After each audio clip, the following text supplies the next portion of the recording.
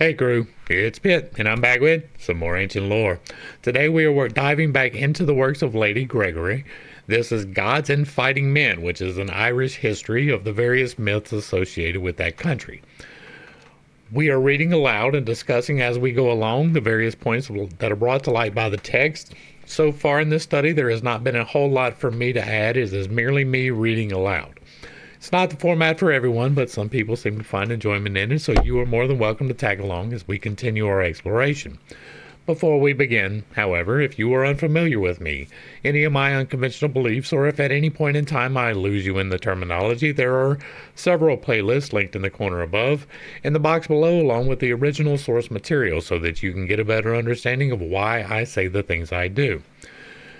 Also, I do not have a command of the Gaelic language. Many of the words in here I am probably mispronouncing, and it is not intentional. It is just how it's going to have to be because I don't know how to pronounce them correctly. With that being said, let us dive in and continue our exploration of Gods and Fighting Men. I fully expect to finish up with Part 1 today. Part 1, Book 4, Tagd in Manannan's Islands. And another that went to the land of the ever-living ones, but that never came back again, was Tagd, son of Sion, son of Oliol, and this is the way that it happened. It was one time Tagd was going to his next heir's round into the west of Munster with his two brothers, Ernalak and Jogan, along with him, and Cathman, son of Tabarn, that was the king of the beautiful country of Fressen that lay to the southeast of the Great Plain, was searching the sea for what he could find just at that time, and 9 of his ships with him, and they landed at Bier de Bundas, to the west of Munster. And the country had no stir in it, so they slipped ashore, and no one took notice of them till they were all surrounded, both men and cattle. And Tagd's wife Libn, daughter of Concubar Abdrut, of the Red Brows, and his 2 brothers, and a great many of the people of Munster, were taken by the foreigners and brought away to the coast of Fressen. And Cathman took Liban to be his own wife, and he put hardship on Tagd's 2 brothers. Jogan he put to work a common ferry across the channel of the coast, and Ernalak to cut firing and to keep up fires for all people, and all the food they got was barley seed and muddy water. And as to Tagd himself, it was only by his courage and the use of his sword he made his escape. But there was a great grief and discouragement on him, his wife and his brothers to have been brought away. But he had 40 of his fighting men left that had each killed a man of the foreigners, and they brought one in alive, and this man told them news of the country he came from. And when Tagd heard that, he made a plan on his own head, and he gave orders for a curragh to be built that would be fit for a long voyage. Very strong it was, and 40 ox hides on it of hard, red leather.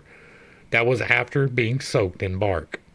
And it was well fitted with masts and oars and pitch, and everything that was wanting. And they put every sort of meat and drink, and of clothes in it, that would last them through the length of a year. When all was ready, and the curragh was out in the tide, Tagd said to his people, "Let us set out now, on the high sea, looking for our own people that are away from us this long time." They set out then over the stormy, heavy flood, till at last they saw no land before them or behind them, but only hillsides of the great sea.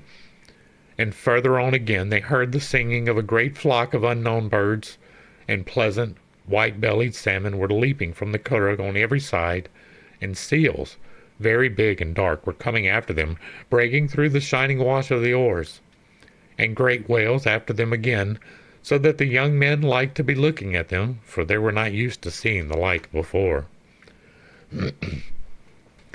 They went on rowing through 20 days and 20 nights, and at the end of that time they got sight of a high land, having a smooth coast. And when they reached it, they all landed, and they pulled up the curragh, and lit their fires, and food was given out to them, and they were not long making an end of it. They made beds for themselves then on the beautiful green grass, and enjoyed their sleep till the rising of the sun on the morrow. Tagd rose up then, and put out his arms, and went out, and 30 of his men along with him, to search the whole island. They went all through it, but they found no living thing on it, man or beast, but only flocks of sheep. And the size of the sheep was past all telling, as big as horses they were, and the whole island was filled with their wool. And there was one great flock beyond all the others, all of very big rams. And one of them was biggest of all. 9 horns he had, and he charged on Tog's chief men, attacking them and butting at them. There was vexation on them then, and they attacked him again, and there was a struggle between them. And at the first the ram broke through 5 of their shields, but Tag took his spear, and there was no escape from, and made a lucky cast at the ram and killed him. And they brought the ram to the Curragh, and made it ready for the young men to eat. And they stopped 3 nights on the island, and every night it was sheep they had for their food. And they gathered a good share of the wool, and put it in the Curragh, because of the wonder and the beauty of it. And they found the bones of very big men on the island. But whether they died of sickness or were killed by the rams, they did not know. They left that island then, and went forward till they found 2 strange islands, where there were great flocks of wonderful birds, like blackbirds, and some of them the size of eagles or of cranes. And they were red, with green heads on them, and the eggs they had were blue and pure crimson, and some of the men began eating the eggs. And on the moment, feathers began to grow out on them, but they went bathing after that, and the feathers dropped off of them as quick as they came. It was the foreigner they had with them gave them the course up to this time, for he had been on the same track before. But now they went on through the length of 6 weeks, and never saw land, and he said, "We are astray on the great ocean that has no boundaries." Then the wind, with its sharp voice, began to rise, and there was a noise like the trampling of feet in the sea. And it rose up into a great mountains, hard to climb, and there was great fear on Tag's people, for they had never seen the like. But he began to stir them up and to rouse them, and he bade them to meet the sea like men. "Do bravely," he said, "young men of Munster, and fight for your lives against the waves that are rising up and coming at the sides of the Curragh." Tag took one side of the Curragh then, and his men took the other side, and he was able to pull it around against the whole 29 of them, and to bail it out and keep it dry along with that. And after a while they got a fair wind, and put up their sail, the way less water came into the Curragh, and then the sea went down and lay flat and calm, and there were strange birds of many shapes singing around them in every part.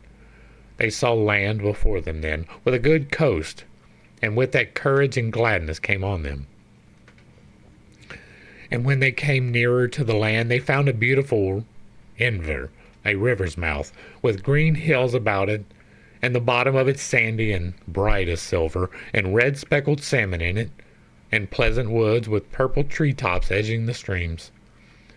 "It is a beautiful country, this is," said Tag, "and it would be happy for him that you would always be always in it, and let you pull up the ship now, and dry it out."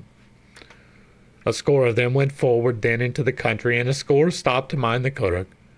And for all the cold and discouragement and bad weather they had gone through, they felt no wish at all for food or for fire, but the sweet smell of the crimson branches in the place where they were come satisfied them. They went on through the woods, and after a while they came to an apple garden having red apples in it, and leafy oak trees and hazels yellow with nuts. "It is a wonder to me," said Tag, "to find summer here, and it winter time in our own country." It was a delightful place they were in, and they went on into another wood, very sweet smelling, and round purple berries in it, and every one of them bigger than a man's head, and beautiful shining birds eating the berries. Strange birds they were, having white bodies and purple heads and golden beaks. And while they were eating the berries, they were singing sweet music that would have put sick men and wounded men into their sleep. Tag and his men went on farther on again till they came to a great, smooth, flowery plain with a dew of honey over it, and 3 steep hills on the plain, having a very strong dawn on every one of them. And when they got to the nearest hill, they found a white-bodied woman, the best of the women of the whole world. And it is what she said: "Your coming is welcome, Tag, son of Sion, and there will be food and provision for you, as you want it." "I'm glad of that welcome," said Tagd. "And tell me now, woman of sweet words," he said, "what is that royal dun on the hill, having walls of white and marble around it?" "That is the dun of the royal hue of the kings of Ireland, from Heremon, son of Mildred, to Conn of the 100 Battles. That was the last to go into it." "What is the name of this country?" Tagd said then. "It is Insuloka, the Lake Island," she said, "and there are 2 kings over it, Rudrak and Delgrush, sons of Bobd." And then she told Tagd the whole story of Ireland to the time of the coming of the sons of the Gad. "That is well," said Tagd then, "and you have good knowledge and learning. And tell me now," he said, "who is living in the middle dun that has the colour of gold?" "It is not myself will tell you that," she said, "but go on to it yourself, and you will get knowledge of it." And with that she went from them into the dun of white marble.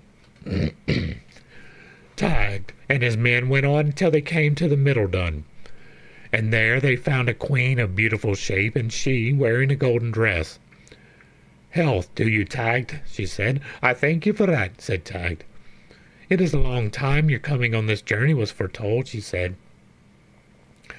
"What is your name?" he asked then. "I am Cessair," she said, "the first that ever reached Ireland. But since I and the men that were with me came out of the dark and quiet land, we are living forever in this country." "Tell me, woman," said Tagd, "who is it lives in the dun having a wall of gold about it?" "It is not hard to tell that," she said. "Every king and every chiefman and every noble person that was in a high place of all those who had power in Ireland, it is in that dun beyond they are. Partholon and Nemid, Fairbogs and Tuatha de Danann." "It is good knowledge and learning you have," said Tagd. "Indeed, I have good knowledge of the history of the world," she said. "And this island," she said, "is the 4th paradise of the world. And as to the others, they are Innis Delib to the south, and Innis de Candra to the north, and Adam's paradise in the east of the world." "Who is there living in that dun with the silver walls?" said Tagd then. "I will not tell you that, although I have knowledge of it," said the woman. "But go to that beautiful hill where it is, and you will get knowledge of it."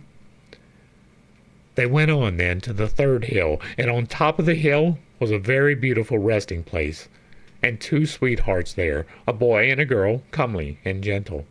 Smooth hair they had, shining like gold, and beautiful green clothes of one sort, and anyone would think them to have had the same father and mother.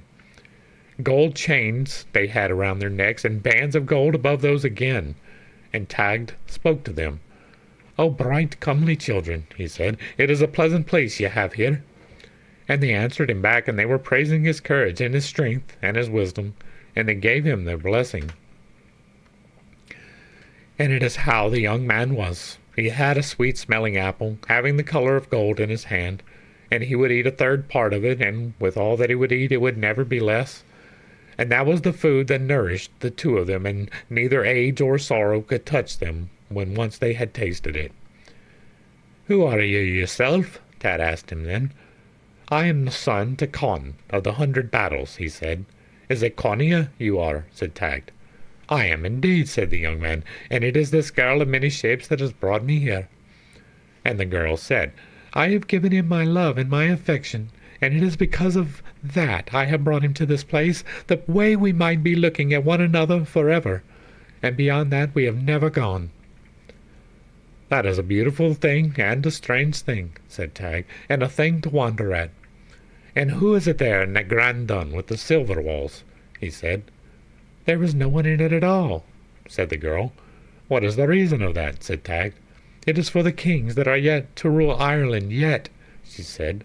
"And there will be a place in it for yourself, Tagd. And come now," she said, "till you see it." The lovers went on to the dun, and it is hardly the green grass was bent under their white feet, and Tagd and his people went along with him. And they came to the great wonderful house that was ready for the company of the kings. It is a pleasant house that was, and any one would like to be in it. Walls of white bronze it had, set with crystals and carbuncles that were shining through the night as well as through the day. Tagd looked out from the house then, and he saw to one side of him a great sheltering apple tree, and blossoms and ripe fruit on it. "What is that apple tree beyond?" said Tagged. "It is the fruit of the tree, is food for the host in this house," said the woman. "And it was an apple of that apple tree brought Connolly here to me. A good tree it is, with its white blossomed branches and its golden apples that would satisfy the whole house." And then Connolly and the young girl left him, and they saw coming towards them a troop of beautiful women. And there was one among them who was most beautiful of all, and when she came to them she said, "A welcome to you, Tagged." "I thank you for that welcome," said Tagged. "And tell me," he said, "who are you yourself?" I am Cleodna of the fair hair," she said, "daughter of Gebben, son of Trion, of the Tuatha de Danann, and sweetheart to Sebin of the curling hair. And it is from me Cleodna's wave on the coast of Munster got its name. And I am a long time now in this island, and it is the apples of that tree you saw that we use for food." And Tagged was well pleased to be listening to her talk, but after a while he said, "It is best for us to go on now to look up for our people." "We will be well pleased if you stop longer with us," said the woman. And while she was saying those words, they saw 3 beautiful birds coming to them. One of them blue and his head crimson, and one crimson and his head green, and the third was speckled, and his head the color of gold. And they lit on the great apple tree, and every bird of them ate an apple, and they sang sweet music then that would put sick men into their sleep. "Those birds will go with you," Cleodna said then. "They will give you guidance on your way, and they will make music for you, and there will be neither sorrow nor sadness on you, by land or by sea, till you come to Ireland, and bring away this beautiful green cup with you," she said, "for there is powder in it. And if you do but pour water into it, it will be turned into wine on the moment. And do not let it out of your hand," she said, "but keep it with you, for at whatever time it will escape from you, your death will not be far away.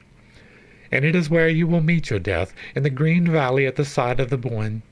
And it is a wandering wild deer will give you a wound, and after that it is strangers will put an end to you. And I myself will bury your body, and there will be a hill over it, and the name it will get is Crod Esu." They went out of the shining house then, and Cleodna of the fair hair went with them to the place they had left their ship, and she bade their comrades a kindly welcome. And she asked them how long they had been in that country. "It seems to us," they said, "you were not in it but one day only." "You were in it through the whole length of a year," she said, "and through all that time you used neither food nor drink. But however long you would stop here," she said, "cold or hunger would never come on you." "It would be a good thing to live this way always," said Tagg's people when they heard this. But he himself said, "It is best for us to go on and to look for our people. And we must leave this country, although it is displeasing to us to leave it." And Cleodna and Tagged bade farewell to one another, and she gave her blessing to him and to his people.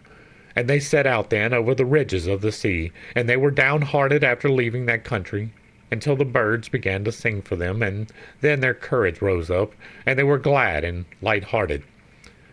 And when they looked back, they could not see the island they had come from, because a druid mist had come on it and hid it from them. Then, by the leading of the birds, they came to the county of Fresson, and they were in a deep sleep through the whole voyage. And then they attacked the foreigners and got the better of them, and Tagged killed Cathman the king after a hard fight. And Lieben, his wife, made no delay, and came to meet her husband and her sweetheart, and it was glad she was to see him. And after they had rested a while, they faced the sea again, and Tagged and his wife Lieben, and his 2 brothers, and a great many other treasures along with them, and they came home to Ireland safely at the last. And that's going to bring us to Part 1, Book 4, Laegaire in the Happy Plain. And another that went to visit Magmel, the Happy Plain, was Laegaire, son of the king of Connacht, Crimton the Cass. He was out one day with the king, his father, near Loch Na'an, the Lake of Birds, and the men of Connacht with him, and they saw a man coming to them through the midst. Long golden yellow hair he had, and it streaming after him, and at his belt a golden hilted sword, and in his hand 2 5-barbed darts. a gold-rimmed shield on his back, a five-folded crimson cloak about his shoulders. "Give a welcome to the man that is coming towards you," said Laegaire, that had the best name of all the men of Connacht, to his people, and to the stranger he said, "A welcome to the champion we did not know." "I am thankful to you all," said he. "What is it you are coming for, and where are you going?" said Laegaire then. "I am come to look for the help of fighting men," said the stranger, "and my name," he said, "is Fiancha, son of Bitak, of the men of the Seed, and it is what ails in. My wife was taken from my pillow and brought away by Yokade, son of Sal, and we fought together, and I killed him, and now she is gone to a brother's son of his, Gaul, son of Dalb, king of a people of Magmel. 7 battles I gave him, but they all went against me, and on this very day there is another to be fought, and I am come to ask help. And to every one that deserves it I will give a good reward of gold and of silver for that help." And it is what he said. The most beautiful of plains is the plain of the Two Mists. It is not far from this. It is a host of the men of the Seed, full of courage, are stirring up pools of blood upon it. We have drawn red blood from the bodies of high nobles. Many women are keening them with cries and with tears. The men of the host in good order go out ahead of their beautiful king. They march among blue spears, white troops of fighters with curled hair. They scatter the troops of their enemies. They destroy every country they make an attack on. They are beautiful in battle, a host with high looks, rushing, avenging. It is no wonder they have such strength. Every one of them is the son of a king and a queen. Manes of hair they have of the color of gold. Their bodies smooth and comely, their eyes blue and far-seeing, their teeth bright like crystal within their thin red lips. White shields they have in their hands with patterns on them of white silver, blue shining swords, red horns set with gold. They are good at killing men in battle, good at song-making, good at chess-playing. The most beautiful of plains is the plain of the Two Mists. The men of the Seed are stirring up pools of blood on it. It is not far from this place. "It would be a shameful thing not to give our help to this man," said Laegaire. Fiancha, son of Bitak, went down into the lake then, for it was out of it he had come, and Laegaire went down into it after him, and 50 fighting men along with him. They saw a strong place before them then, and a company of armed men, and Gaul, son of Dalb, at the head of them. "That is well," said Laegaire. "I and my 50 men will go out against this troop." "I will answer you," said Gaul, son of Dalb. And the 250s attacked one another then, and Gaul fell, but Laegaire and his 50 escaped with their lives, and made a great slaughter of their enemies, that not one of them made his escape. "Where is the woman now?" said Laegaire. "Is she within the dun of Magmel, and a troop of armed men keeping guard about it?" said Fianch. "Let you stop here, and I and my 50 will go there," said Laegaire. So he and his men went on to the dun, and Laegaire called out to the men that were about it, "Your king has got his death, your chief men have fallen. Let the woman come out, and I will give you your own lives." The men agreed to that, and they brought the woman out, and when she came out, she made this complaint. "It is a sorrowful day that swords have reddened for the sake of the dear body of Gaul, son of Dalb. It was he that loved me, it was himself I loved. It is little Laegaire Leven cares for that. Weapons are hacked and were split by Gaul. It is to Fiancha, son of Bitak, I must go. It is Gaul, son of Dalb, I loved." And that complaint got the name of the Lament of Daughter of Yokade, the Dumb. Laegaire went back with her till he put her hand in Fiancha's hand, and that night Fiancha's daughter, the Orgreen, a tear of the sun, was given to Laegaire as his wife, and 50 other women were given to his 50 fighting men, and they stopped with them there to the end of the year. And at the end of that time, Laegaire said, "Let us go and ask news of our own country." "If you have a mind to go," said Fiancha, "bring horses with you, but whatever happens," he said, "do not get off from them." So they set out then, and when they got back to Ireland, they found a great gathering of the whole of the men of Connacht that were keening them. And when the men of Connacht saw them coming, they rose up to meet them and to bid them welcome. But Ligeir called out, Do not come to us, for it is to bid you farewell that we are here. Do not go from us again, said Crimthian, his father, and I will give you the sway over the 3 Connachts, their silver and their gold, their horses and their bridles, and their beautiful women, if you will not go from us. And it is what Ligeir said. In the place we are gone to, the armies move from kingdom to kingdom. They listen to the sweet-sounding music of the seed. They drink from the shining cups. We talk with those we love. It is beer that falls instead of rain. We have brought from the dawn of the pleasant plain 30 cauldrons, 30 drinking horns. We have brought the complaint that was sung by the sea, by the daughter of Yokade the dumb. There is a wife for every man of the 50. My own wife to me is the tear of the sun. I am made master of a blue sword. I would not give for all your whole kingdom 1 night of the Knights of the Seed. With that, Ligeir turned from them then, and went back to the kingdom, and he was made king there along with Fiancha, son of Batak, and his daughter, and he did not come out of it yet.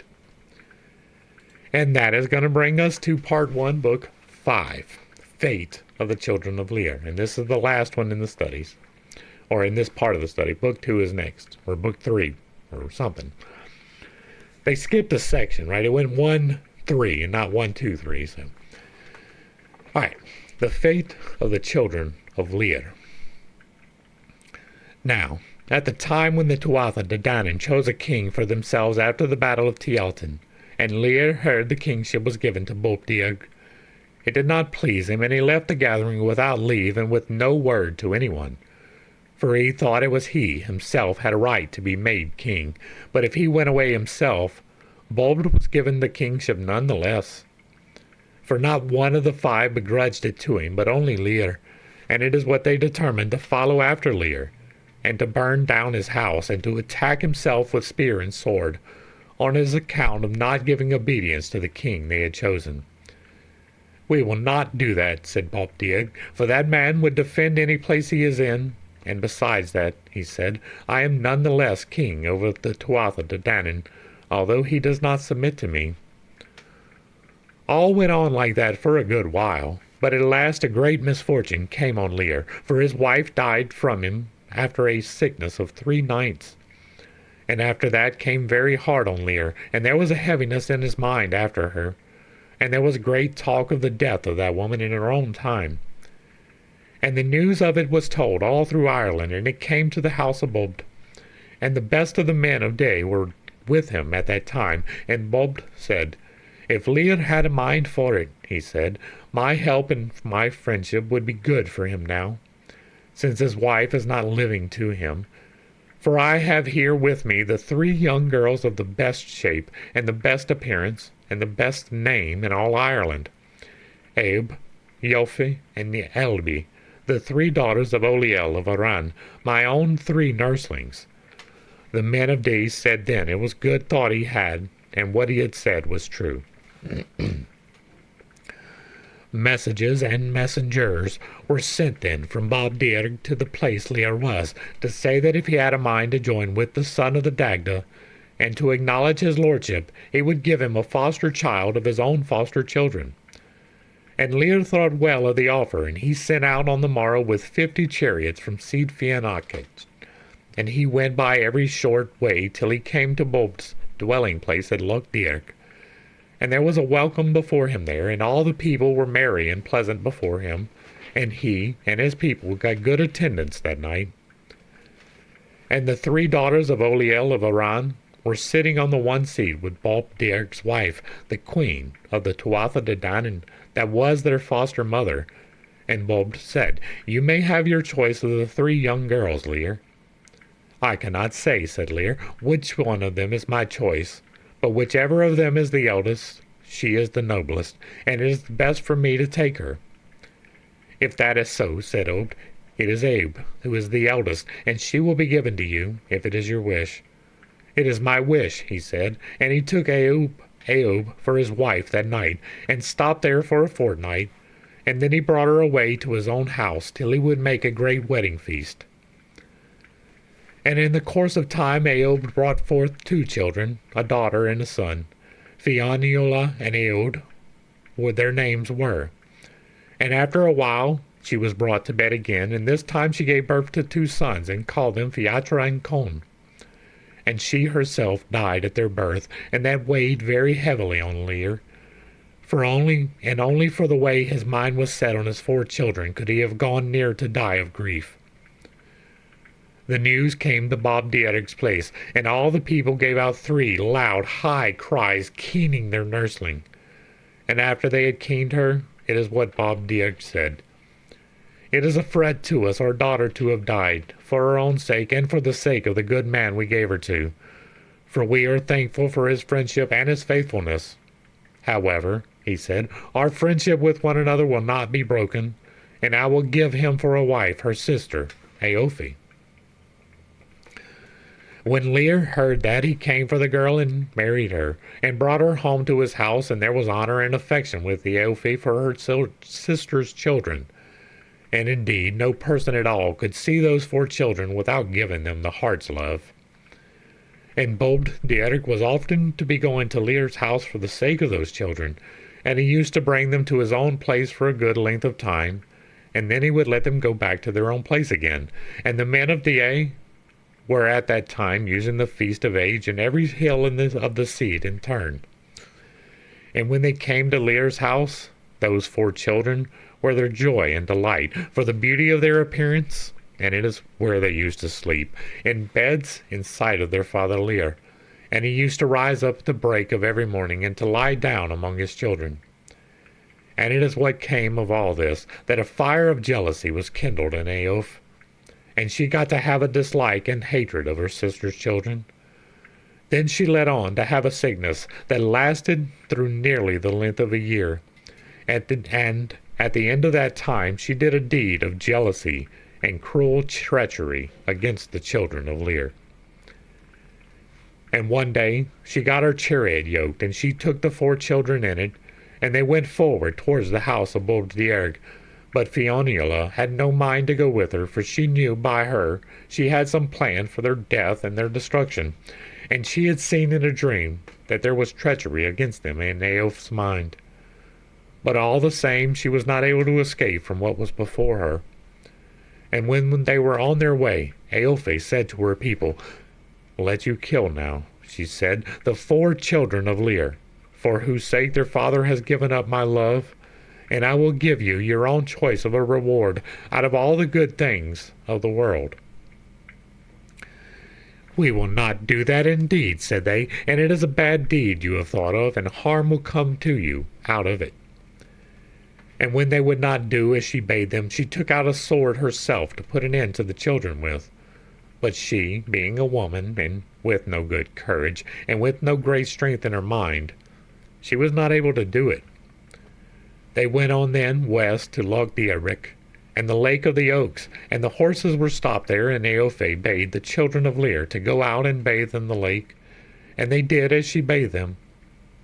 And as soon as Eophe saw them out in the lake, she struck them with a druid rod, and put on them the shape of 4 swans, white and beautiful.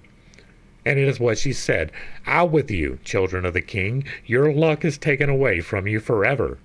It is sorrowful the story will be to your friends. It is with the flocks of birds your cries will ever be heard." And Phaoniola said, "Witch, we know now what your name is. You have struck us down with no hope of relief, but although you put us from wave to wave, there are times when we will touch the land. We shall get help when we are seen, help, and all that is the best for us, even though we have to sleep upon the lake. It is our minds will be going abroad early."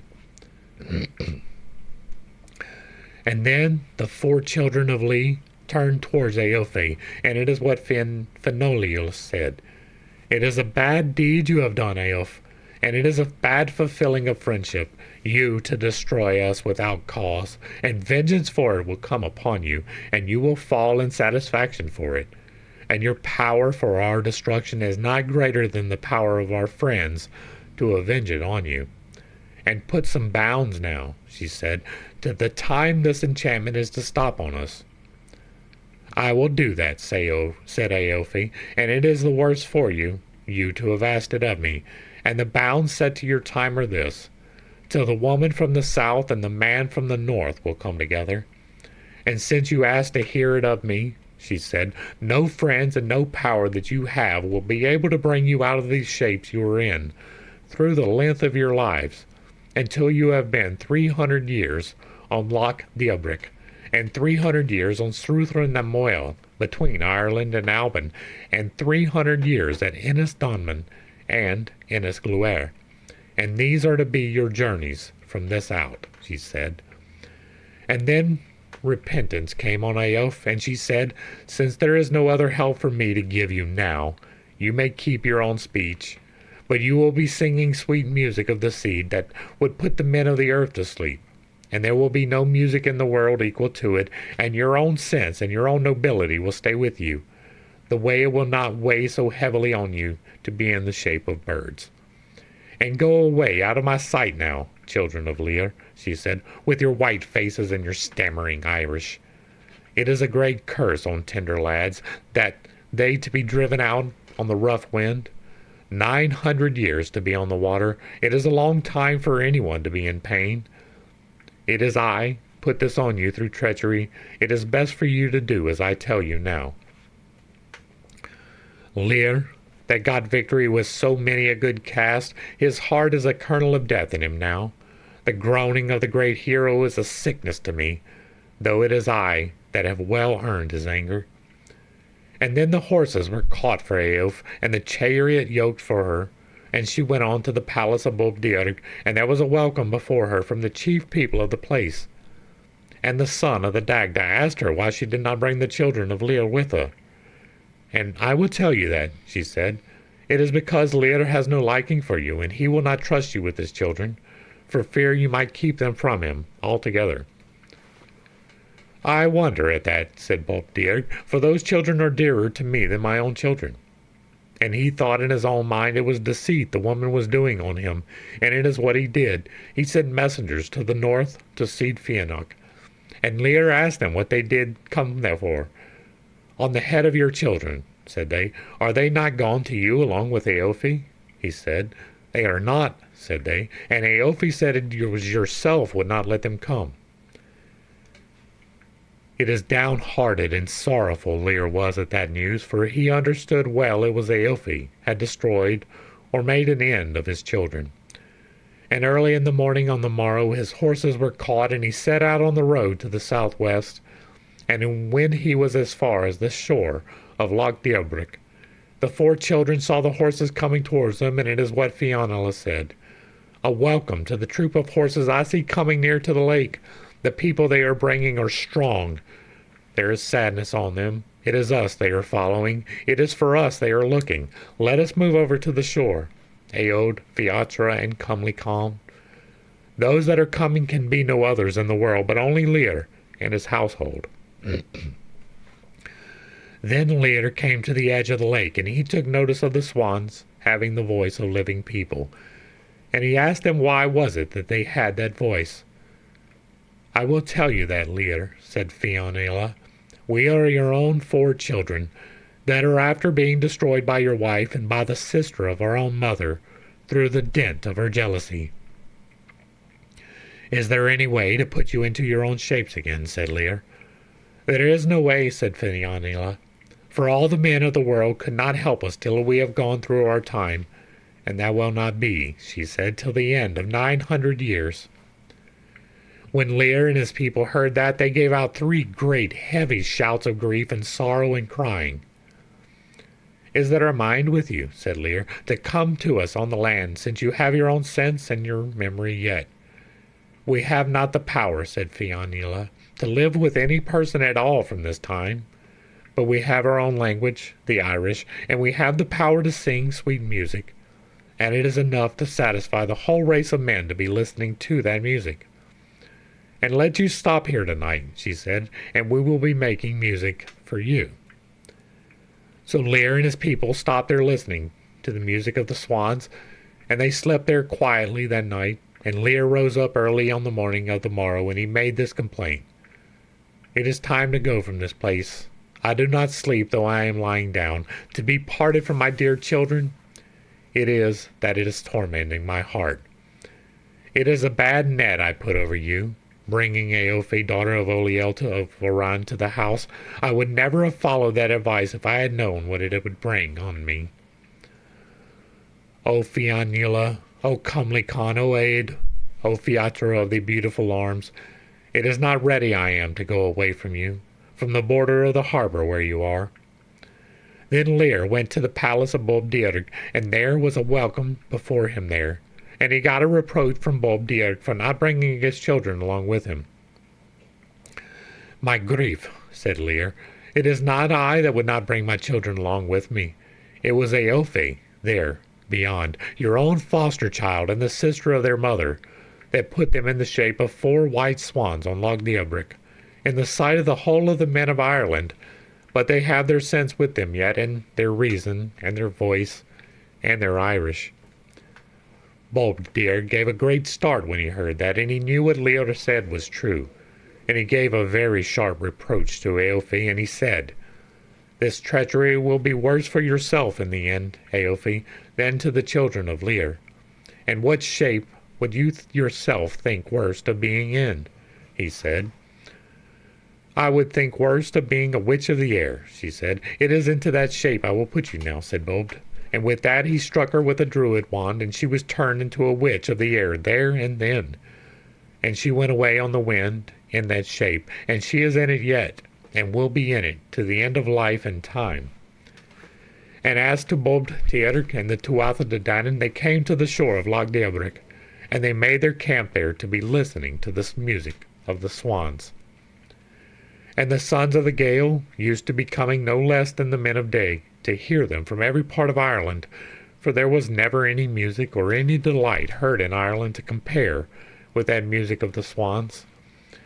And they used to be telling stories and to be talking with men of Ireland every day, and with their teachers and their fellow pupils and their friends, and every night they used to sing very sweet music of the seed, and every one that heard that music would sleep sound and quiet, whatever trouble or long sickness might be on him. For every one that heard the music of the birds, it is happy and contented he would be after it. The 2 gatherings now of the Tuatha de Danann and of the sons of the Gael stopped there around Loch Deobrick through the length of 300 years. And it is then Fianula said to her brothers, Do you know, she said, we have spent all we have to spend of our time here, but this one night only. And there was great sorrow on the sons of Lear when they heard that, for they thought it the same as to be living people again, to be talking with their friends and their companions on Loch Deobrick, in comparison with going on the cold, fretful sea of the Moyle in the north. And they came on the morrow to speak with their father and with their foster father, and they bade them farewell, and Fianula made this complaint. Farewell to you, Bobdierig, the man with whom all knowledge is in pledge, and farewell to our father along with you, Lear, of the hill of the white field. The time has come, as I think, for us to part from you, O pleasant company. My grief it is not on a visit we are going to you. From this day out, O friends of our heart, our comrades, it is on the tormented course of the Mayo we will be, without the voice of any person near us. 300 years there, and 300 years in the bay of the men of Domnan. It is a pity for the 4 comely children of Lear, the salt waves of the sea, to be their covering by night. O 3 brothers, with the ruddy faces gone from you, let them all leave the lake now. The great troop that loved us, it is sorrowful our parting is. After that complaint, they took to flight, lightly, airily, till they came to Sruth na Moel, between Ireland and Alban. And that was a grief to the men of Ireland, and they gave out an order no swan was to be killed from that out, whatever chance might be of killing one, all through Ireland. It was a bad dwelling place for the children of Lear, they to be on Sruth na Moel. When they saw the wide coast about them, they were filled with cold and with sorrow, and they thought nothing of all they had gone through before, in comparison to what they were going through on that sea. Now, one night, while they were there, a great storm came upon them, and it is what Fionnuala said. "My dear brothers," she said, "it is a pity for us not to be making ready for this night, for it is certain the storm will separate us from one another, and let us," she said, "settle on some place where we can meet afterwards, if we are driven from one another in the night." "Let us settle," said the others. "We meet one another at Cerrig Nauron, the Rock of the Seals, for we all have knowledge of it." And when midnight came, the wind came on them with it, and the noise of the waves increased, and the lightning was flashing, and a rough storm came sweeping down, the way the children of Lear were scattered over the great sea, and the wideness of it led them astray, so that no one of them could know what way the others went. But after that storm a great quiet came on the sea, and Fionnuala was alone on Sruth na Moel. And when she took notice that her brothers were wanting, she was lamenting after them greatly, and she made this complaint: "It is a pity for me to be alive in the state I am. It is frozen to my sides, my wings are. It is little that the wind has not broken my heart and my body, with the loss of Eod. To be 300 years on Loch Deilbrig without going into my own shape, it is worse to me the time I am on Sruth na Moel. The three I loved, the three I loved, that slept under the shelter of my feathers, till the dead coming back to the living, I will see them no more forever. It is a pity I to stay after Fiatra, and after Eod, and after Cumley Con, and with no account of them, my grief I, to be here to face every hardship this night."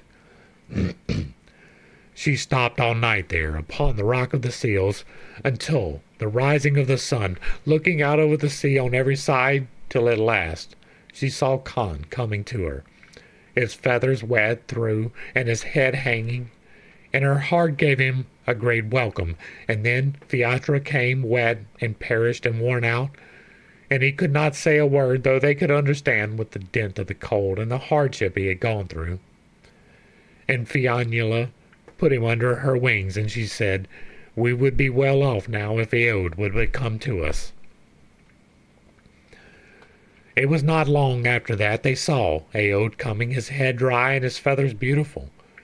And Fionnuala gave him a great welcome, and she put him in under the feathers of her breast, and Fiatra under her right wing, and Con under her left wing, the way she could put her feathers over them all. "And my brothers," she said, "this was a bad night to us, and it is many of its like are before us from this out." They stayed there a long time after that, suffering cold and misery on the Maol, till at last a night came on them they had never known the like of before, for frost and snow and wind and cold. And they were crying and lamenting the hardship of their life, and the cold of the night, and the greatness of the snow, and the hardness of the wind. And after they had suffered cold to the end of the year, and worse night again came on them, in the middle of winter, and they were on Cerrig Nauron, and the water froze about them, and as they rested on the rock, their feet and their wings and their feathers froze to the rock, and the way they were not able to move from it. And they made such a hard struggle to get away that they left the skin of their feet and their feathers and the top of their wings on the rock after them. "My grief, children of Lear," said Fionnuala.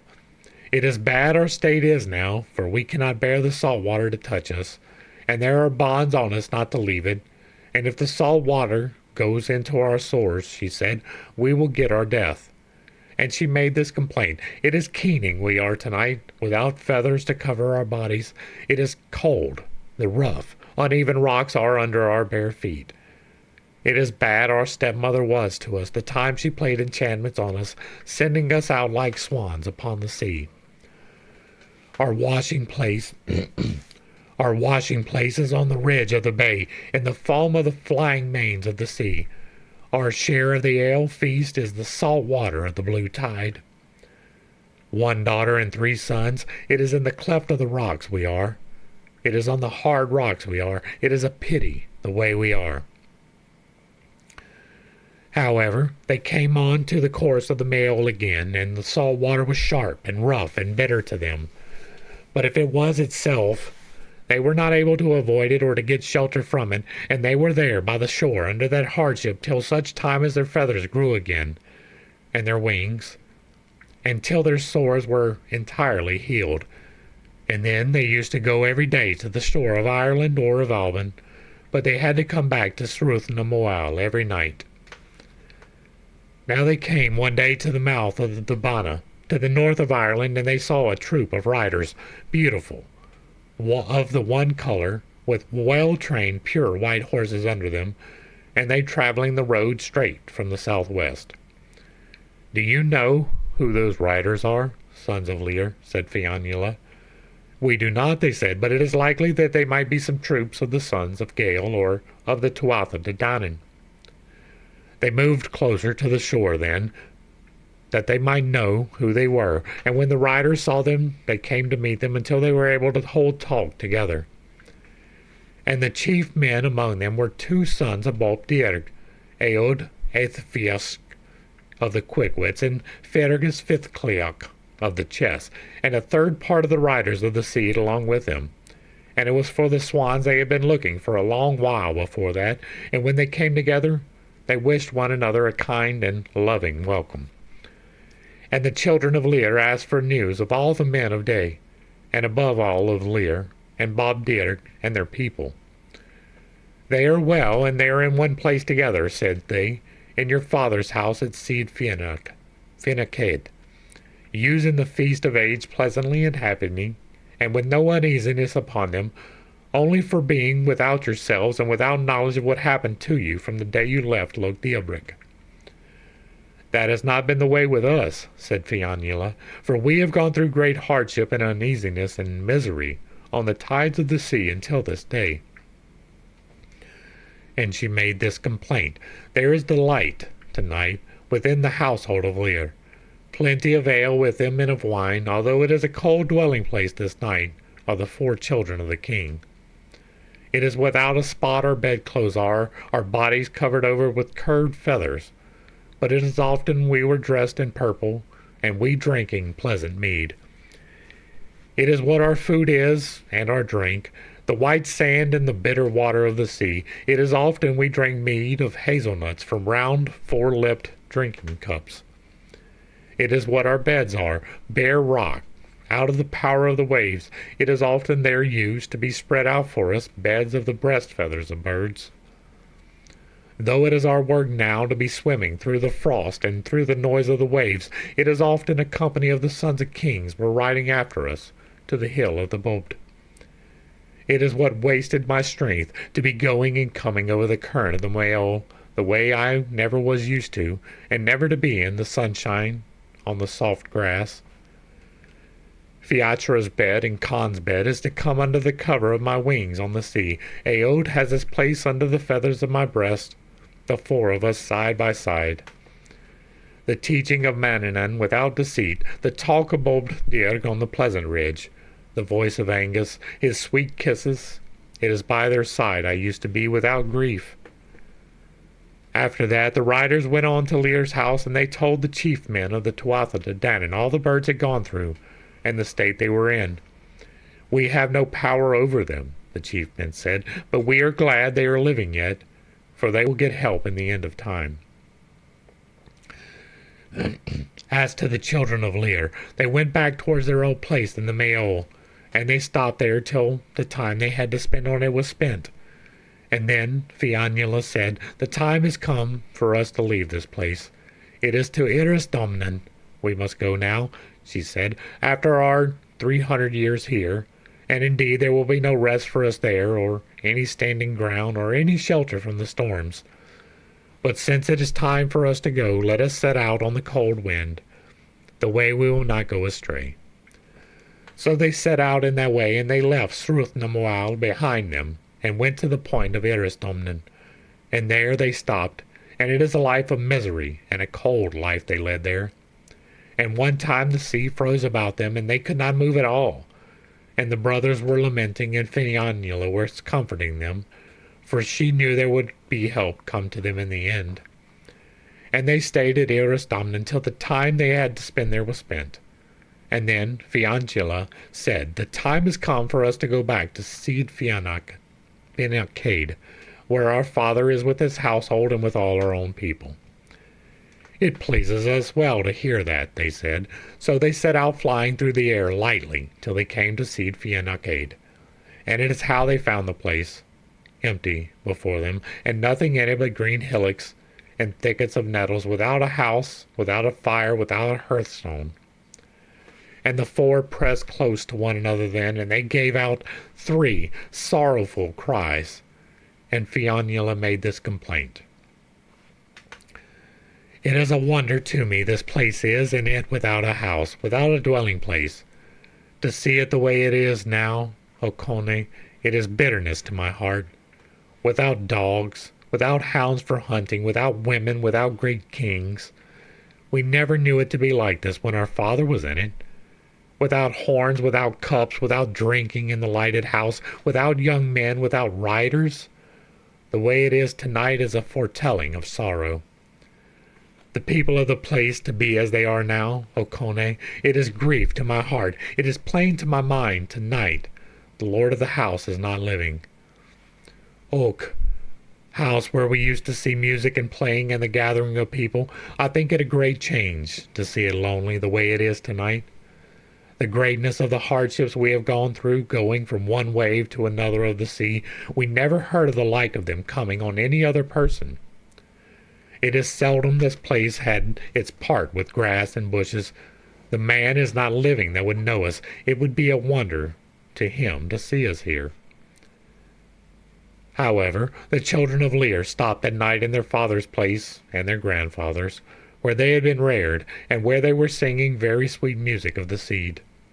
And they rose up early on the morning of the morrow, and went to the Innisgluare, and all the birds of the country gathered near them on Loch Nanian, the lake of the birds, and they used to go out to feed every day to the far parts of the country, to Innisgiad and to Acuel, the place Don, son of Milid, and his people of that were drowned, were buried, and to all the western islands of Connaught, and they used to go back to Innisgluare every night. And it was about that time it happened them to meet with a young man of good race, and his name was Abric. And he often took notice of the birds, and their singing was sweet to him, and he loved them greatly, and they loved him. And it is this young man that told the whole story of what had happened to them, and put it in order. And the story he told of what happened to them in the end is this: it was after the faith of Christ and blessed Patrick come into Ireland that Saint Mocoambog came to Innisgluare. And the first night he came to the island, the children of Lear heard the voice of his bell ringing near them, and the brothers started up with fright when they heard it. "We do not know," they said, "what is that weak, unpleasing voice we hear." "It is the voice of the bell of Mochoamog," said Fianula, "and it is through that bell," she said, "you will be set free from pain and from misery." They listened they listened to the music of that bell till the matins were done, and then they began to sing the low, sweet music of the seed. And Machoamog was listening to them, and he prayed to God to show who was singing that music.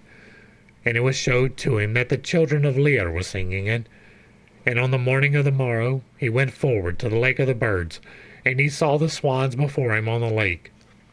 And he went down to them at the brink of the shore. "Are you the children of Lear?" he said.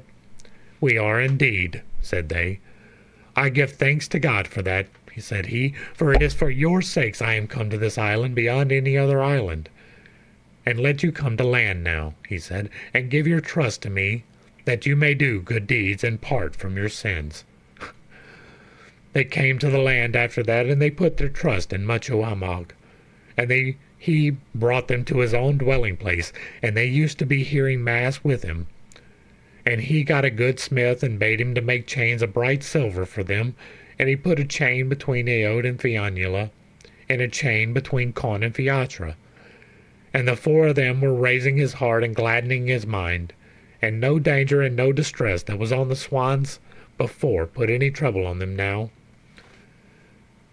Now the king of Connacht at that time was Leargrin, son of Colman, son of Cobbeth, and Diog, daughter of Fingon, was his wife, and that was the coming together of the man from the north and the woman from the south that Aofi had spoken of.